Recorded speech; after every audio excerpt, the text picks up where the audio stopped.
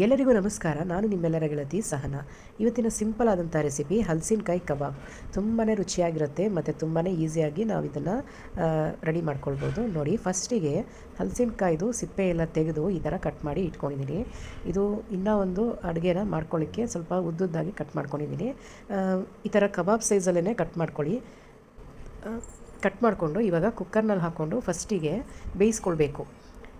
ನೋಡಿ, ಜಾಸ್ತಿ ಉದ್ದುದ್ದಾಗಿ ಇಟ್ಕೊಳ್ಬಾರ್ದು, ಒಂದು ಮೀಡಿಯಮ್ ಸೈಜಾಗಿ ಕಟ್ ಮಾಡ್ಕೊಳ್ಳಿ. ಇನ್ನೊಂದು ವೀಡಿಯೋದಲ್ಲಿ ನಾನು ಇದು ಹಲಸಿನಕಾಯಿಗೆ ಸಾಂಬಾರಿಗೆ ಎಲ್ಲ ಹೇಗೆಲ್ಲ ಕಟ್ ಮಾಡ್ಕೊಳ್ಬೇಕು ಅಂತ ತಿಳಿಸ್ಕೊಟ್ಟಿದ್ದೀನಿ.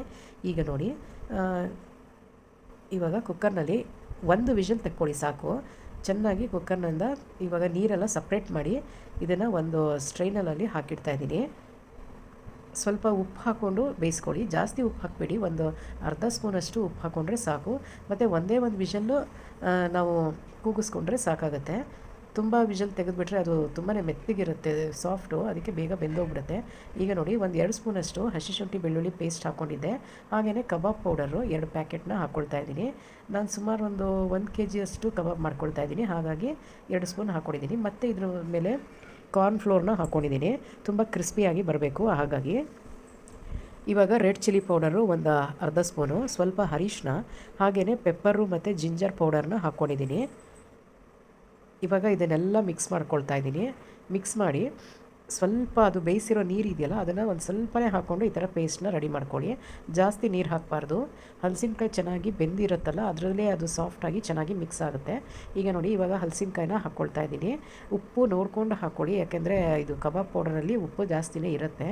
ಸೊ ಉಪ್ಪು ಹಾಕ್ಕೊಳ್ಳಿಕ್ಕೆ ಹೋಗಬೇಡಿ. ಇವಾಗ ಈ ಥರ ಎಲ್ಲವನ್ನು ಚೆನ್ನಾಗಿ ಮಿಕ್ಸ್ ಮಾಡಿ ಒಂದು ಸೈಡ್ನಲ್ಲಿ ಇಡ್ತಾಯಿದ್ದೀನಿ.